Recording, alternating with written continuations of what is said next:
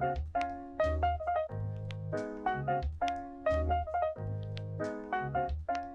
everyone. My name is Tyler Slaton. I'm a founding engineer at CopilotKit, and I'm currently all in with the company on agent user interactivity. So what is CopilotKit before we get started? Well, CopilotKit is the framework for building AI copilots, which are user-facing agentic applications. We're open source. We have 30,000 GitHub stars, 200,000 weekly installs, and we're growing week over week. We work with Fortune 100s, unicorns, startups, and really everyone in between. And we're used by 10% of the Fortune 500s. Finally, we're the company behind the AGUI protocol, which is one of the fastest growing TypeScript AI projects. So quick agenda. Today, we're going to be going through really 5 points. We've already done the introduction, so actually we're going to go through 4. The state of Agentic UI, AGUI, Agentic UI patterns, and then what we see at CopilotKit as on the horizon. So to get started, let's take a look at the current state of Agentic UI. At CopilotKit, we're really fortunate to be able to talk with many people that are building agentic applications, both in enterprises, in the open source, and kind of anywhere in between. As we interact with these people, we've noticed that there's 2 core use cases that we've seen that people are trying to build in today's AI ecosystem. And these are really SaaS copilots, where you're trying to take some agentic workflow and funnel it into an existing SaaS application to make that SaaS application easier to interact with. And then there are productivity copilots, where you want to work alongside a user to get some core work done. So let's take a look at both. So a great example of a SaaS copilot is the Breeze Assistant inside of the HubSpot CRM. You can ask it questions and queries about your data, like, for example, what were my sales last month? And it'll give you an intelligent response based off the data that it is grounded within. A great example of a productivity copilot is a little bit different, though. Something like Cursor, where you and your agent are interacting together to get some work done. But there's kind of one challenge that we've seen as we've been building with this community. And it's that agentic applications are really complex. But why is this?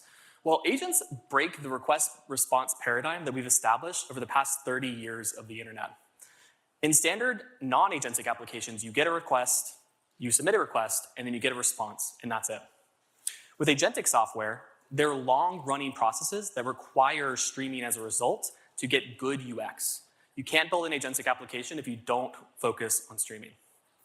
They also can take structured and unstructured input and outputs, think things like text, but also different modalities like voice, tool calls, images, and even state updates, which we'll get to.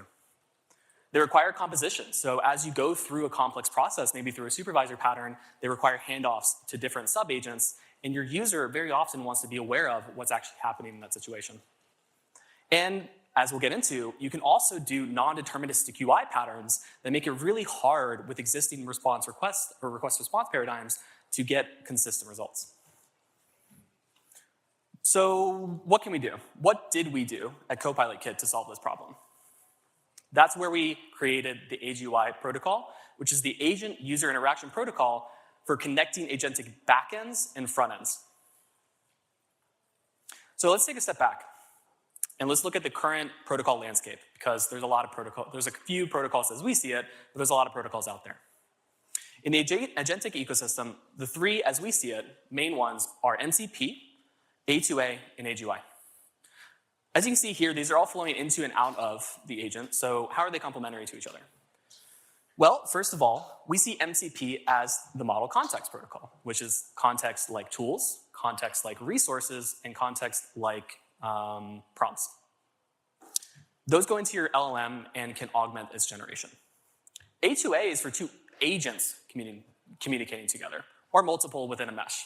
And it has different concerns than what AGUI does, which is AGUI is really the agent user interaction protocol for clients and servers. So let's talk a little bit about that architecture.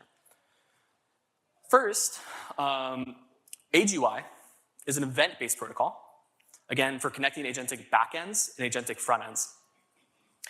But what is CopilotKit and how does it fit into this? Well, CopilotKit is a React consumer, a React UI consumer of AGUI streams. So any AGUI server that is emitting AGUI events can be consumed by CopilotKit. And you can build UIs on top of that, creating agent-user interoperability where your agents can be interoperable with your UIs. So we've had a really great adoption of this. First came the agent frameworks when we released this about 6 months ago. We had a great partnership with LangChain and Crew AI, and we also launched AGUI when we open sourced that protocol with Mostra, AG2, Agno, and a few others. A few weeks ago, we also released our collaboration with Google, where the Google team collaborated and created an AGUI integration alongside of us.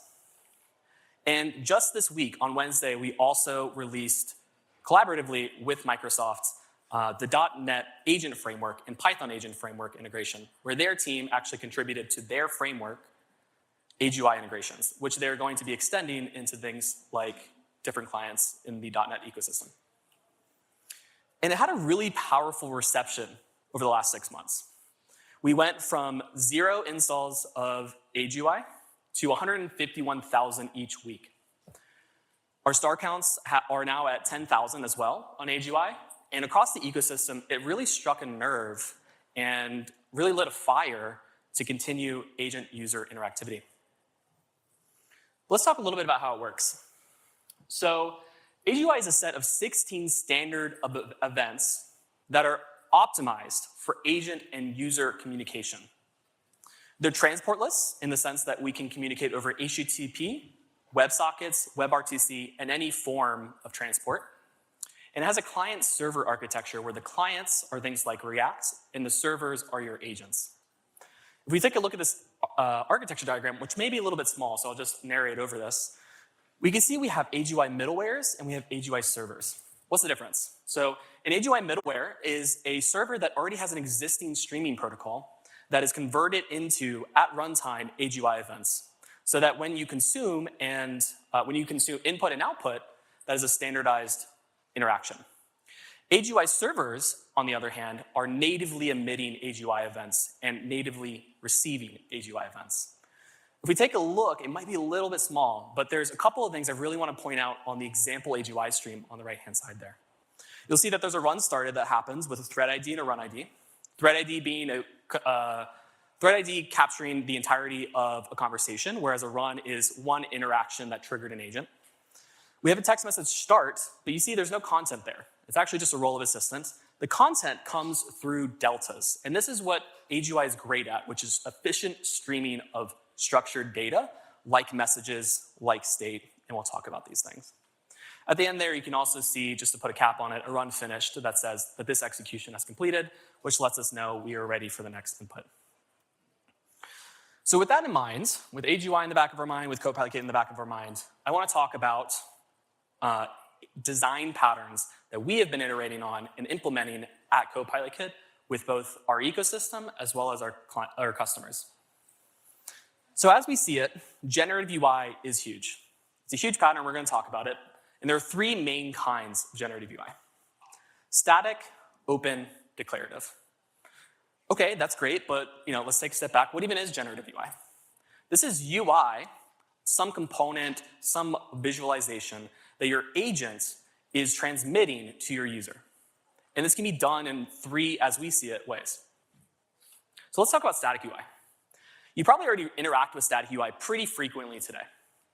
This is where you are mapping generated data to existing components in your code base. It allows for deep control over the UI generated by your agents, and it lets tool calls and agent state be typical targets for user components, user-facing components. In this example, this is a pretty minimal one that's pretty common, which is just a weather component where the agent is returning a static result of 38 degrees Fahrenheit in New York City. Let's take a look at some of the code, though. On the left-hand side, you can see there is a dummy agent framework that I built, written in Python. And on the right-hand side is some CopilotKit code. You might see this new V2. This V2 is actually our new interfaces. So if you've used CopilotKit before, we are releasing a new set of interfaces that will make it easier for you to build AGUI interactions inside of your applications. Let's take a look at a couple of things here. On the left-hand side here, I've defined getWeather, which is a tool. I bind that into my agent as a tool, and I'm using the new GPT-5.1 model. Then I call agent.agui.serve. This is a pretty common pattern with all of our integrations, where they create a server for AGUI to be emitted within their framework. On the right-hand side, I have two things that I import. One is Copilot Chat, another is use render tool. And this is that mapping of static data generated by the LLM. Oh, okay, just went to sleep. Hope you guys aren't asleep. Okay, so this is that static mapping of UI from the back end to, or of data from the back end to UI on the front end. So that's what the use render tool is doing. It's just registering a component called weather card for the argument of location and the result of temperature. And we can map that into our Copilot Chat component. The end result is something that looks like this, where I can have a chat with my agents. I can ask it, what's the weather in New York City? It's going to return a card with that result. And on the right-hand side here, if you've ever used CopilotKit before, this is actually our new design language that you'll be getting out of the box with our V2 interfaces. You can also do this with another interface that we're shipping with CopilotKit V2, which is the use agent hook. So the use agent hook is built on the paradigm of AGUI, where you want to just consume that raw stream and interact with that agent.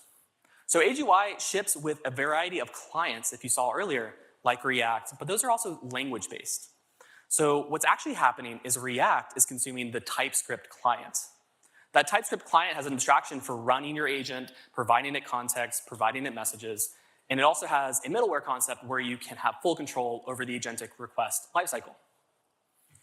On the left-hand side here, what this use agent doing is actually quite clever, where it's creating a clone, a read-only clone on your front end of that agent with the same exact interface that you would use with that TypeScript agent, the same exact interface that we use to create CopilotKit, but it lets you do it in a headless way. And so now you can programmatically execute your agent, you can programmatically add messages, you can do time travel, you can reload messages, you can also do generative UI, which you can see here. We have a message.content, which is the text, and a message.ui, which is the component to render. So there are some pros and cons to this. First, the good. It's really simple. It's really simple to understand as well. And it gives you really full control over your UI, which will keep your designers really happy. And it's great for the common paths, the common threaded paths within your application that your users commonly go, because you have great granular control over what that UI looks like and how it is structured. Some cons. Really high coupling between the back end and the front end. Your agent team needs to be aware of your UI team, and your UI team needs to be aware of your agent team, because these two need to communicate the tools and the UI that can be rendered within. Otherwise, you'll get very generic UIs for your tool renders. Similarly, your code base grows linearly with the different use cases you'll have. So let's talk about some other ones. Open-ended. What does open-ended mean? So open-ended is basically where the agent returns some fully open-ended content. This can be an iframe, or this can be raw HTML that we actually set within our chat. And very often when we talk with people, this is what they're thinking about when they think of generative UI. So why isn't it prevalent today? Well, it's starting to be. So this is where things like MCP UI and the Chat GPT Apps SDK come in, where it is returning to you a link to an iframe that you can embed within your chat, and through the iframe primitives within the browser, you can actually interact within and out of that iframe. So you can get some interaction here where you have some UI. And this is generated either by a server or fully by an agent. So let's talk about the pros. Really low coupling between the front end and the back end. You can literally render anything from your agents inside of your UI. This is great. So now we can have our agent teams go and build UI for our front end. So let's talk about a bit of the cons. The UI may vary unpredictably, in the sense that your agent team may go and build some UI that it thinks looks great and fits great into the UI front ends, but its common use cases may suffer because there's no longer that coupling, so there's no longer that communication. It's pretty difficult to style. It's really hard to style the internals of an iframe. When it's HTML, it's also similarly hard because it's structured data that you have no awareness of what's actually taking place. It has some security and performance concerns. The performance mainly that you're rendering a bunch of DOM objects within a chat. And it's typically a web-first experience. So when you get into native environments where you don't have access to something like a DOM, it becomes really hard. So moving on from that, this is the last one, and this is one of the more emerging ones, which is declarative UI. And this is a semi-open spec for designing constrained UIs that the agent could generate driven by a declarative spec. It's somewhere in between static and open-ended generative UI, and it's typically described by cards and widgets with recurrent elements. Let's take a look at an example. So in this example, this is open JSON UI. This is a spec that is emerging at the moment, where you have a card that the agent generated, but it doesn't have any specifications of what that card looks like, right? We also have an image with an airline logo and a size, some text value, and then it closes out that markup. And it can result in something that looks like the bottom right. What's actually happening here, though, is that in your UI, you are mapping this generation from the agents to a component library. Think about ShadCM, or any component library you may know, like Radix, for example. These are component libraries that have really structured ways of rendering UI. And now, with this approach, your agent has the capacity to go and generate any combination of those elements together. Okay, so this is great. So it lowers the coupling again between the front and the back end. It can accommodate a lot of common use cases, and it gives us really extensible rendering and ways to render and ways to swap out our rendering within our UI.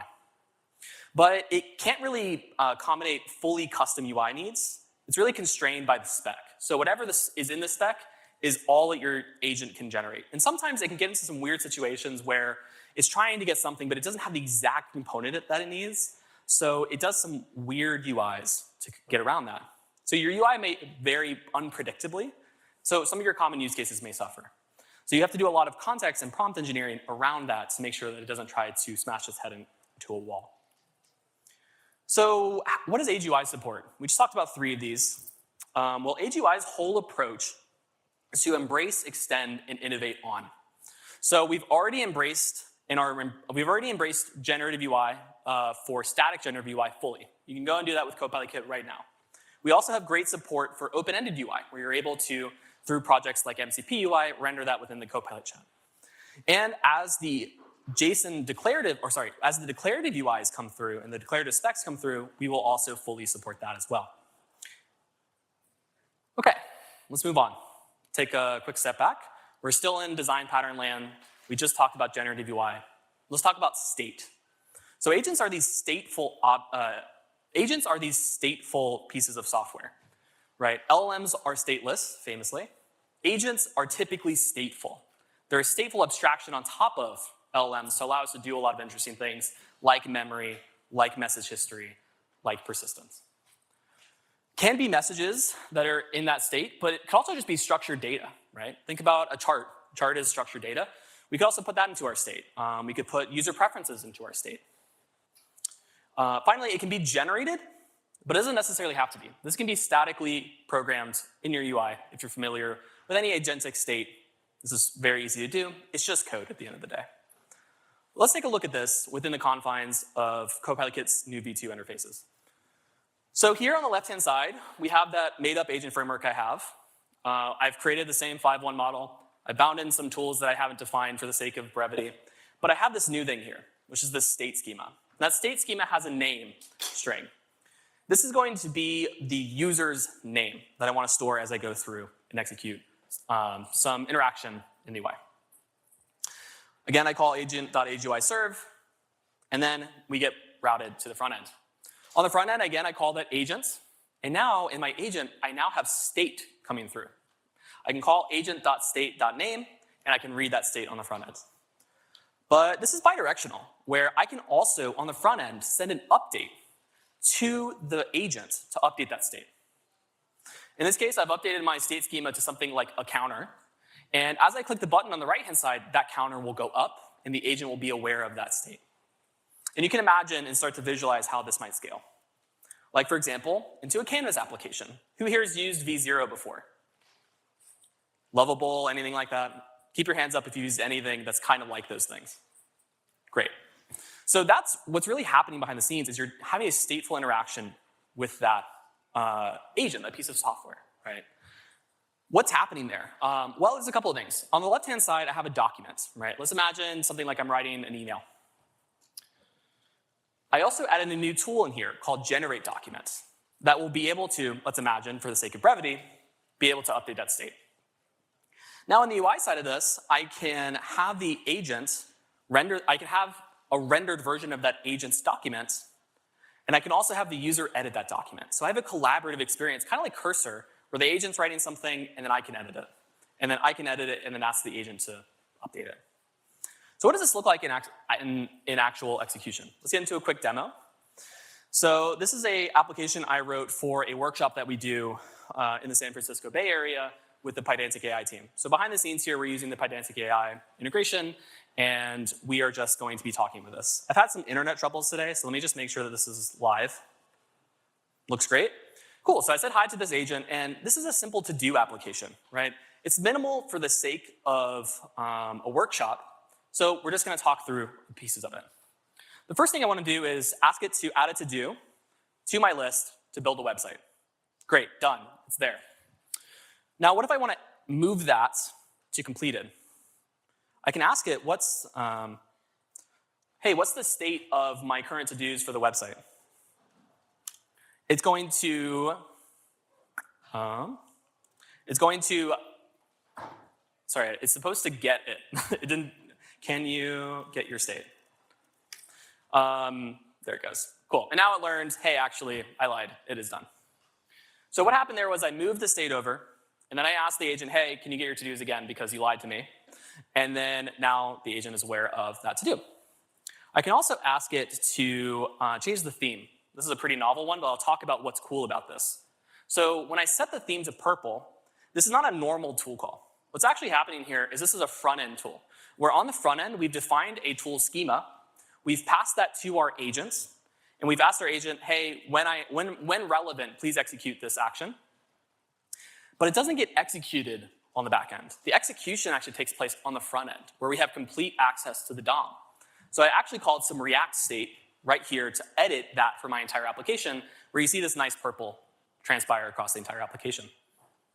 I can also ask it to move the first to-do into in progress. I'm just gonna start to interact with the agent in some more novel ways. I implemented this action called fully send it, which is basically just gonna take all of my to-dos, mark them as done. And this is a human-in-the-loop interaction. I really wanna zoom in on this because we'll talk about it a bit more in a second, where I am asking the agent to do something, the agent goes and does it, and then asks me for permission before it does it. So in this case, I hard programmed, hey, when you call this tool, fully send, always ask me before you do it. So there it goes, awesome. And it's aware of that state, so it's gonna go ground itself in that state again. Great, fantastic. So that's a quick example of what you can envision with a Canvas application. Very minimal, but you can scale this up to really complex workflows like the V0s, like the lovables, like the cursors of the world. So what's on the horizon as we see it at CopilotKit?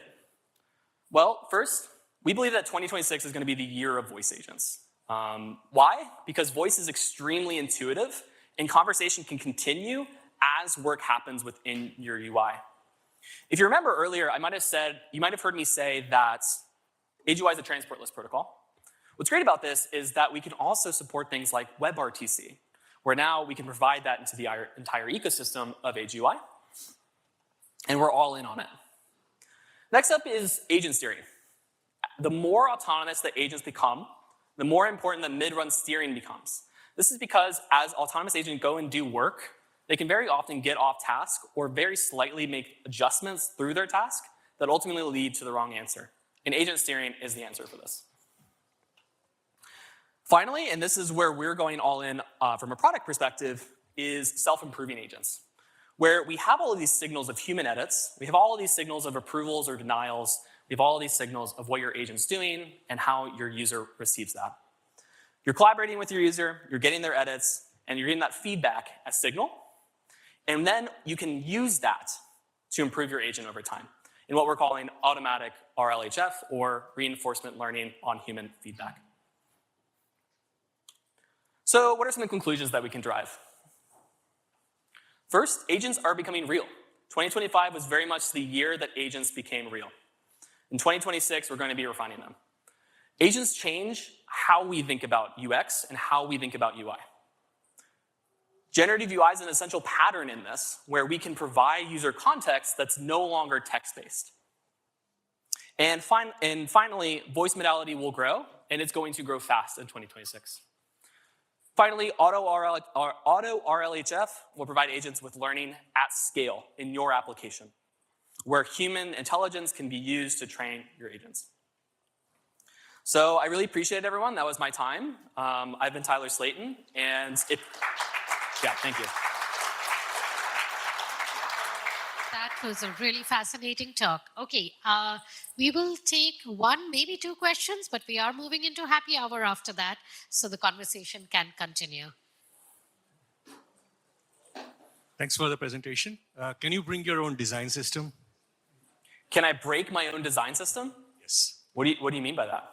So let's say if we already have a design system where we have opinions about how the button should and stuff like that. In CopilotKit, absolutely. And with AGUI, absolutely, absolutely. Because it's all just raw data that you can map directly into that UI. One more question.